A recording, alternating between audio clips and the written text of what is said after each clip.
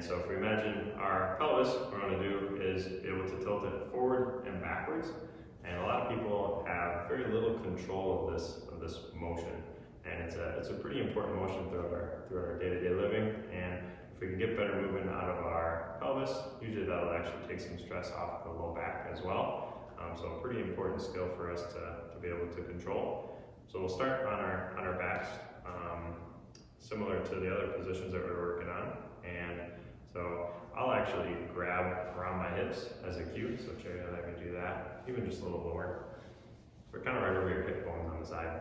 And from there, what we want to do is imagine if I put a rod through Charity this way. So now she can only tilt on that axis. So Charity, I'm going to have you think tuck back and roll forward. And your low back will go with it a little bit, but we don't want that to be the leader. We want the low back to kind of be the follower. So the pelvis should be doing the motion, not the lower back.